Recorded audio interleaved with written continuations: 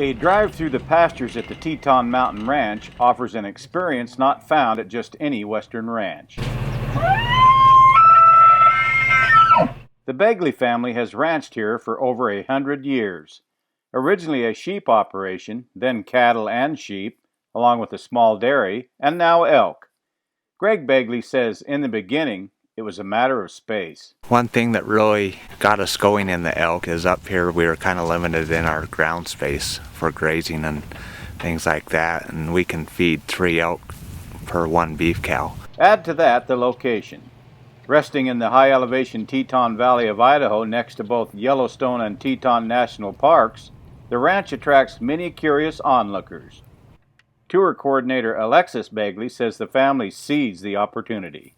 Yeah, we had to find new ways to diversify and be able to keep the ranch going with all of the growth that we've had in this valley.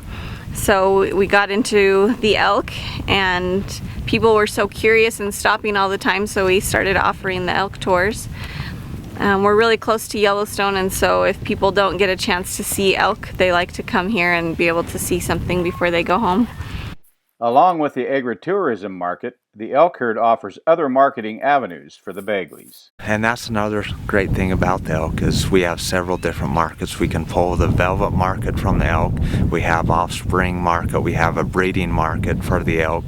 We have hard antler market for the elk, which is just taken off crazy the last few years because there is a great demand for the hard antler.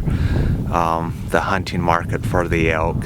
The meat market for the elk, but you have to go out and to sell it. You have to go out and to market the animals. You can't take them down and to the local auction and get rid of them every week. And that's where they're really unique, because if one market is flat, hopefully something else is up and carrying that market that is flat. Right now the velvet market is flat.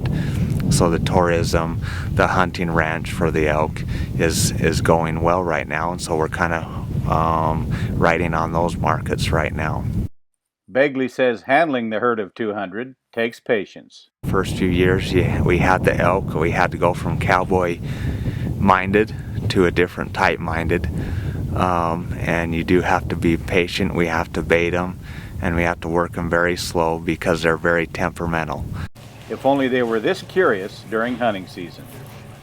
With the Idaho Farm Bureau, the voice of Idaho agriculture, I'm Steve Ritter. Thank you, Carol.